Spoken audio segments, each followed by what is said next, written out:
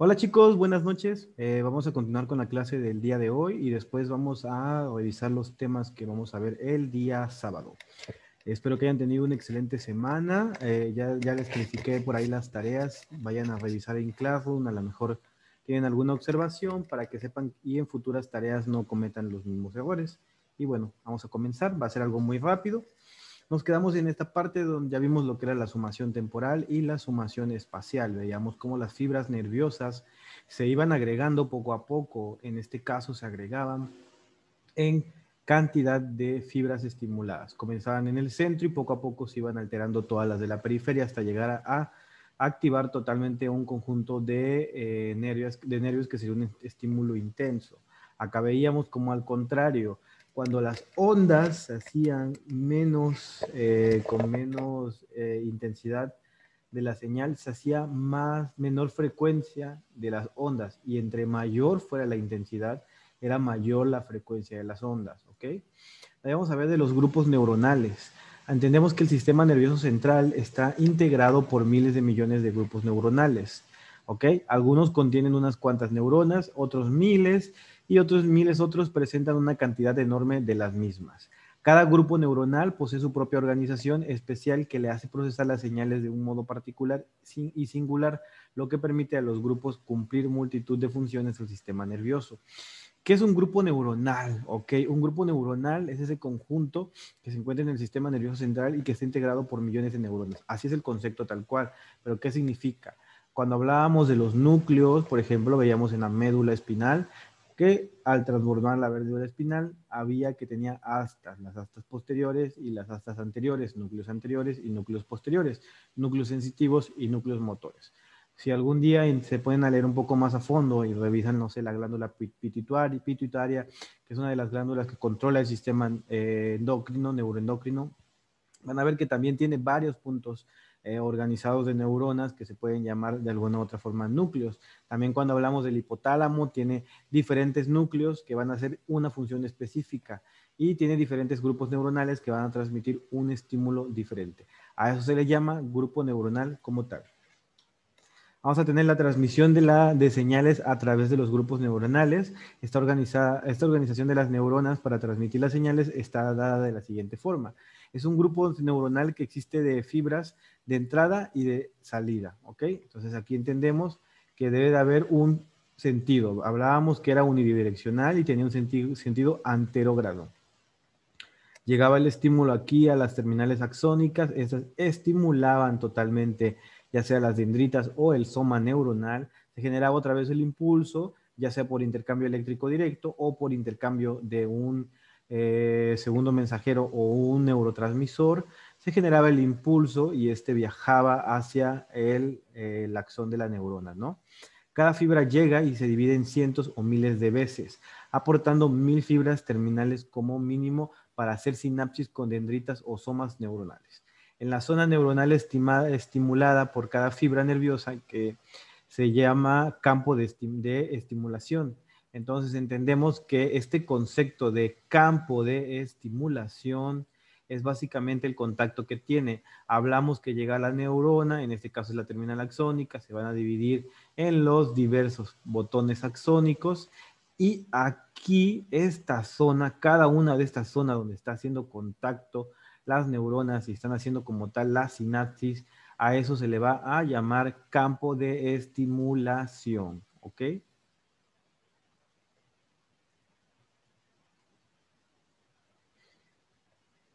Bueno, vamos a continuar. Los estímulos por encima y por debajo del umbral de excitación o facilitación. Ok, vamos a empezar con esto.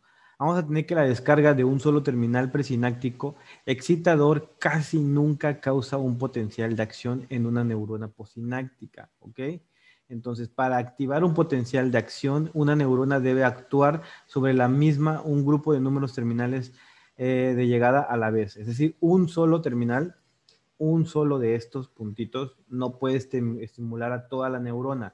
Si ustedes ven aquí, la neurona está conectada con múltiples conexiones, ¿ok? O mínimo con más de una, ¿no? Si la fibra de entrada tiene terminales presinápticas más de los necesarios para hacer que la neurona descargue, se dice que el estímulo de la fibra para esta neurona es un estímulo excitador. O sea que tiene que tener muchos o más para generar un impulso eléctrico o una descarga eléctrica superior al umbral, ¿ok? O a la parte de reposo. Se dice que el estímulo de la fibra nerviosa es para un estímulo, entonces, también llamado estímulo por encima del umbral, ¿ok? Si la fibra de entrada aporta terminales a las neuronas, pero no lo suficientes para subsistir o suscitar su excitación, la descarga de estas terminales aumenta la posibilidad de que se exciten estas neuronas por las llamadas fibras nerviosas. A esto se le dice que se resultan facilitadas, ¿ok? Entonces, cuando llegan múltiples y generan un impulso eléctrico lo suficiente como para superar el umbral de reposo eléctrico que tiene de por sí la neurona, que ya se lo deben de saber ustedes, vamos a tener lo siguiente, ¿ok? Se llaman neuronas facilitadoras o sinapsis facilitadoras. Todas las neuronas están estimuladas por la fibra de llegada. En esta zona de descarga, la fibra de entrada, también llamada zona excitada o zona luminal, ¿ok? Es la zona excitada o la zona luminal, donde hacen contacto. Pero eso sería solamente para la cuestión excitación, si supera el umbral, facilitación, si genera una descarga o genera un estímulo eléctrico, pero no es suficiente como para superar el umbral, es facilitación únicamente, ¿ok? Y aquí podemos ver los ejemplos, ¿no? Vemos aquí primero la fibra nerviosa, podemos ver cómo está conectada con múltiples, aquí hay menos y aquí hay más, ¿no? Entonces podríamos decir que aquí sería una neurona excitadora, aquí sería una neurona que sería parcial o que sería simple y sencillamente facilitadora. La fibra nerviosa aquí igual entra y podemos ver cómo se divide en varias partes. Aquí está lo que viene siendo la zona de facilitada, que hay poquitas neuronas, la zona de descarga, donde hay múltiples neuronas y otra vez una zona de facilitación. Lo podemos ver aquí, por ejemplo, esta neurona tiene otros para acá, tiene otros para acá, otros para acá, pero a esta es donde está principalmente estimulando. Inhibición de un grupo neuronal. Vamos a ver que algunas fibras de entrada inhiben a las neuronas en vez de excitarlas. Esta situación es opuesta a la facilitación, que quiere decir la inhibición baja o se aleja de ese umbral, ¿ok? Las excitadoras superan el umbral y las facilitadoras están cerca del umbral o generan un impulso, pero no generan el impulso suficiente como para romper el umbral. A esto se le llama zona de inhibición o inhibitoria. Vamos a tener que muchas veces es importante que las señales débiles penetren en un grupo neuronal y exciten una cantidad mucho mayor de las fibras nerviosas. Entonces, este fenómeno se le va a llamar divergencia. La divergencia amplificadora significa que una señal de entrada se disemina sobre un número creciente de neuronas. La divergencia de múltiples fascículos es la transmisión de la señal desde un grupo que sigue dos direcciones. Por ejemplo, la información que llega hasta las columnas dorsales de la médula adopta dos trayectos, uno hacia el cerebro y dos a través de las regiones inferiores del encéfalo hasta el tálamo y la corteza cerebral. Entonces aquí podemos ver lo que se menciona, ¿no? Divergencia en el mismo fascículo, es decir, múltiples se van juntando hasta terminar en un solo fascículo. Y la divergencia en múltiples fascículos, aquí lo podemos ver. Llega el impulso y se va para acá, pero acá genera otra vez y es acá, ¿no? Va así, aquí se intercomunican y eso se dice que es a múltiples, ¿no? Vamos a hablar ahora de la convergencia de las señales, ¿no? Vamos a ver qué es eso, ¿no? ¿Qué es esa convergencia de las señales que van a tener por ahí todas las señales nerviosas? Vamos a verlo aquí tantito en el libro. Listo. Vamos a ver que la convergencia de las señales, la convergencia significa que un conjunto de señales de múltiples orígenes se reúnen para excitar a una sola fuente, ¿ok? La convergencia también puede surgir de las señales de entrada derivadas de múltiples fuentes. Por ejemplo, las interneuronas de la médula espinal reciben señales desde 1, las fibras nerviosas periféricas que penetran a la médula, 2, las fibras propioespinales, 3, las fibras corticoespinales y 4, otras vías largas desde el encéfalo hasta la médula espinal. Y aquí podemos ver convergencia desde una sola fuente, está aquí la fuente y hay 5 llegando, ¿no?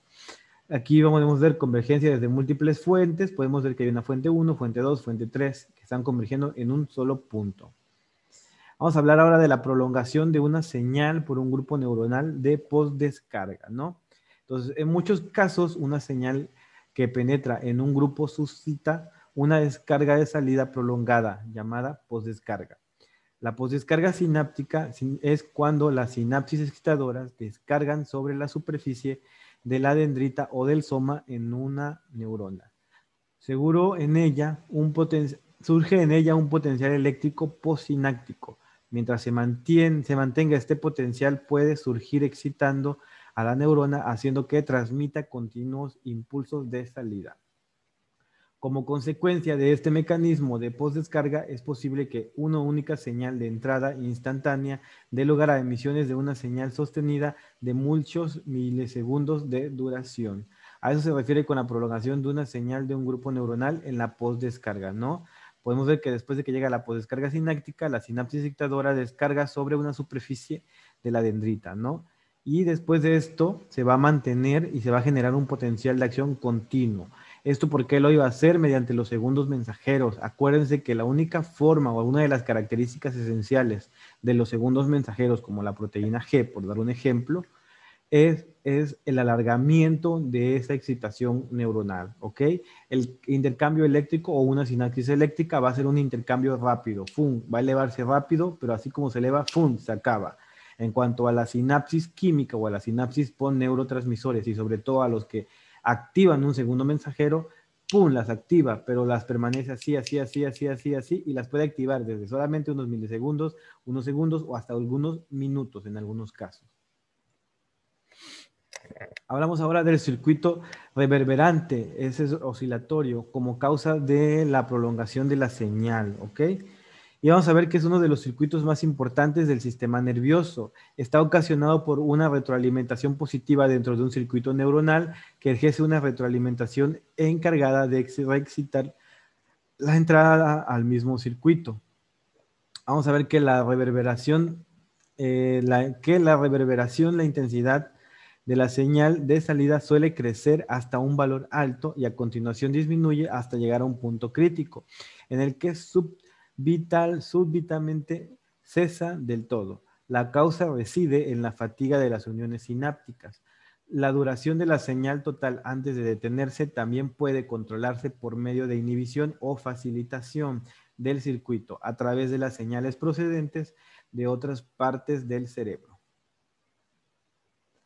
Aquí vamos a ver, regresar tantito a esto y eso es lo que podemos ver, ¿no? Tiene una entrada y tiene una salida, pero aquí tiene una retroalimentación, entrada y salida, pero vemos cómo se genera una retroalimentación, genera para acá, vuelve a hacer este círculo y vuelve a hacer este círculo y de aquí vuelve a hacer este círculo. Y eso es lo que sería la facilitación cuando hay otra comunicación y aquí hay otra inhibición, es decir, que es opuesta a esto, ¿no? Puede estar aquí facilitando para que se siga produciendo el impulso y aquí haciéndolo. Y esto es lo que se genera un circuito reverberante, es decir, un circuito que va a inhibir o va a excitar, excitar, inhibir, excitar, inhibir. Se van estimulando, hay una retroalimentación y eso es lo que se le llama un circuito reverberante.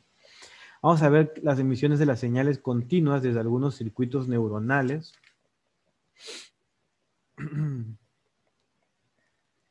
Y pues bueno, vamos a ver que algunos circuitos neuronales emiten señales de salida de forma continua, incluso sin señales de entrada excitadoras.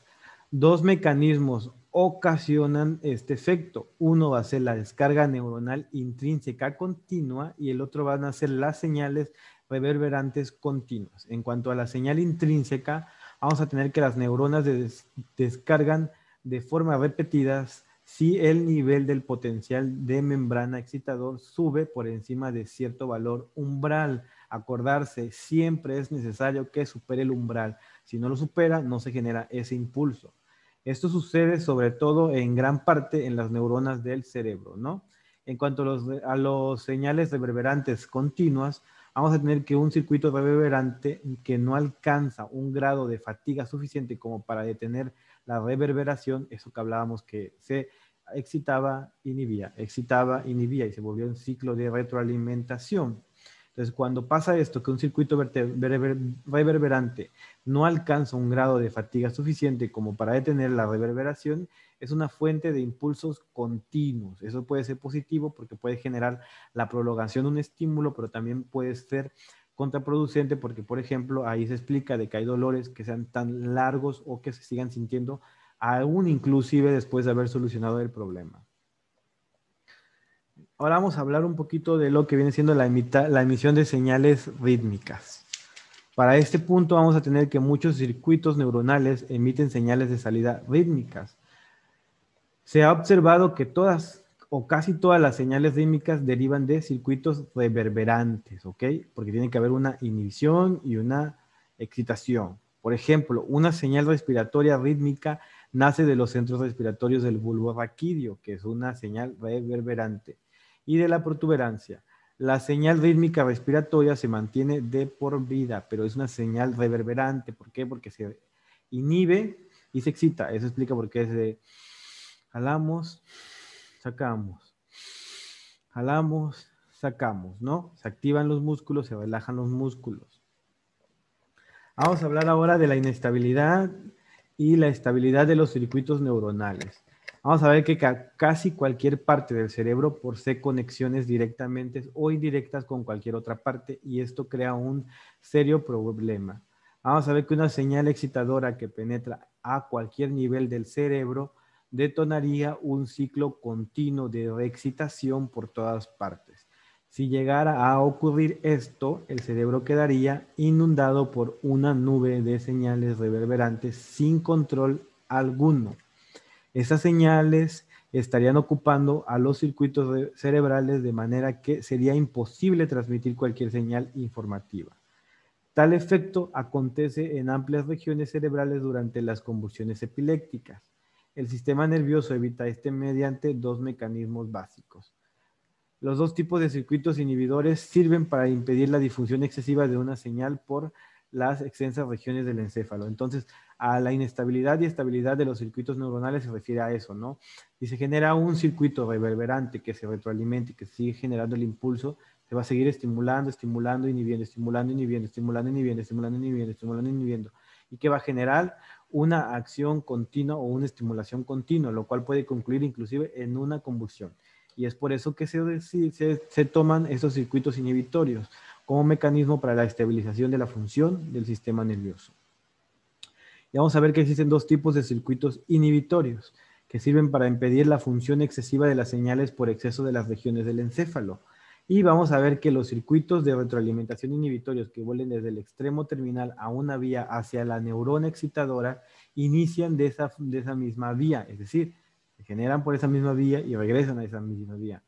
Ciertos grupos neuronales que ejercen un control inhibitor global sobre regiones generalizadas del cerebro, es decir, independientemente de que sea una concentración reverberante, es decir, que va, regresa, va, regresa, va, regresa, hay un control específico, es como decir, ya se salió de control, lo apago desde el centro del mando y así evito o rompo esa cadena reverberante. Bueno, vamos a hablar ahora de la fatiga sináptica como medio para estabilizar el sistema nervioso. Vamos a entender que la fatiga sináptica significa transmisión sináptica que se vuelve cada vez más débil, cuanto más largo e intenso sea el periodo de excitación. Cuanto más breve sea el intervalo entre los reflejos flexores sucesivos, menor será la intensidad de la respuesta refleja posterior. ¿Ok? Hasta ahí vamos claros.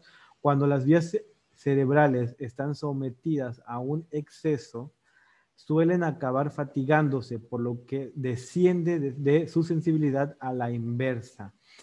Las que están infrautilizadas se encuentran descansadas y sus sensibilidades aumentan. Por tanto, la fatiga y su recuperación constituye un medio importante a corto plazo para moderar la sensibilidad de los diferentes circuitos. Ok, lo estoy leyendo, dirán, para eso mejor leo el libro. Resumiéndolo, fácil, rápido y sencillo. Fatiga sináptica significa que se cansa la neurona de hacer la sinapsis, se acaba el neurotransmisor, el impulso eléctrico disminuye por debajo del umbral. Cualquiera de estos mecanismos genera una fatiga, un cansancio, y al generarse eso, ¡pum!, se interrumpe la transmisión. Esto te ayuda a evitar que los puntos reverberantes, que son positivos, no son un problema, son positivos porque nos ayudan a la retroalimentación del sistema y a mantener un control continuo y adecuado de los sistemas.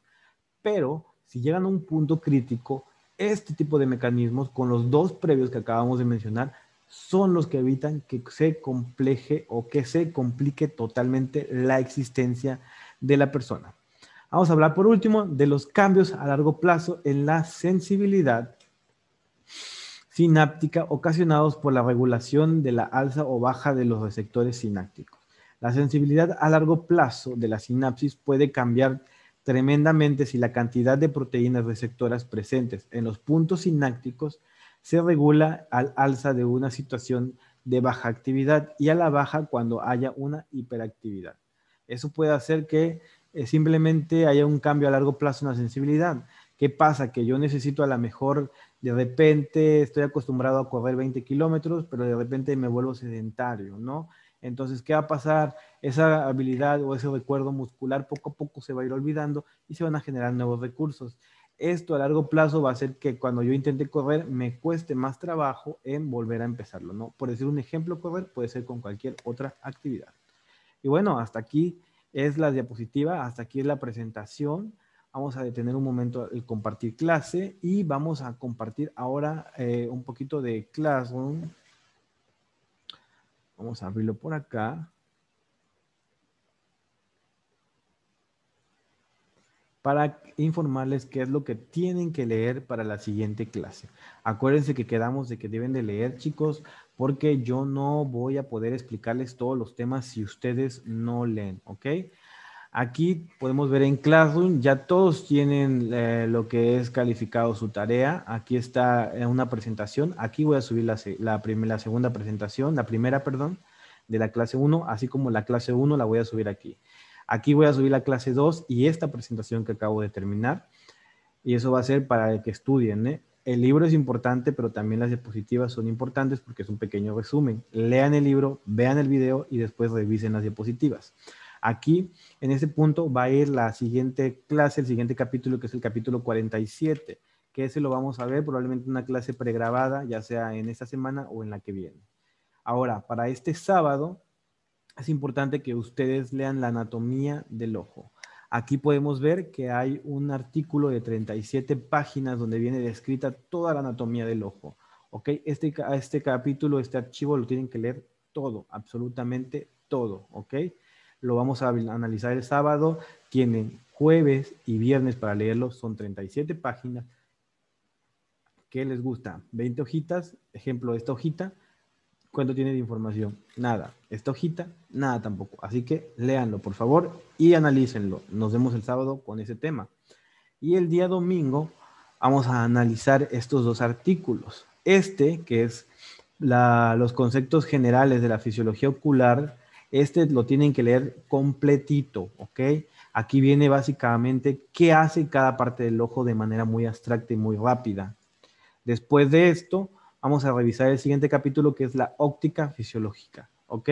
No vamos a leer todo el libro, son 307 páginas, pero sí vamos a leer todo lo que es desde el 10, que es el sistema óptico, la estructura anatómica del ojo, que es como una página, realmente es muy, muy resumido.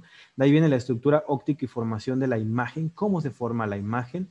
De ahí viene la córnea, qué es y qué hace, la cámara anterior, el iris y bla, bla, bla, bla, bla. ¿Ok? Y vamos a llegar hasta la parte donde dice la imagen de la retina, hasta la página 42 o 46, ¿ok? Todo este capítulo tenemos que leerlo del 1.1 hasta el 2. El 2 no lo vamos a leer hasta el 1.13.1, ¿ok?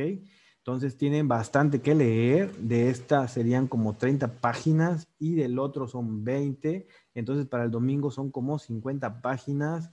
Y para aquí son aproximadamente, son 30, 40 páginas, serían en total 70 páginas, tienen mucho que leer. Como pueden ver, los libros tienen más imágenes que letras, no creo que tengan problemas en leerlo. Son 40 para el sábado y otras 20 o 30 para el domingo. Léanlos, tienen jueves, tienen viernes, tienen sábado y toda parte del domingo porque la clase es hasta las 5 de la tarde. Entonces tienen casi 4 días y medio para poder leerlo todo, creo yo, y considero que es suficiente. No dejen que el tiempo les gane, por favor. Aquí abajo me van a comentar su nombre, me van a comentar presente para saber que ya tomaron la clase. Quien no tome la clase antes del sábado, no, no le tomaré asistencia ese día o le pondré una falta extra o le quitaré alguna participación. Ya veremos cómo castigarlo. Es importante que todos revisen esta clase, sobre todo por los anuncios de los temas que vamos a estar viendo. Y pues bueno, chicos, nada, nos estamos viendo el día sábado. Tengan un excelente, pues, jueves y viernes. Y el sábado nos vemos a las 7 de la mañana con anatomía del ojo, ¿ok? Acuérdense de leer todo el artículo de anatomía del ojo. Nos estamos viendo. Adiós.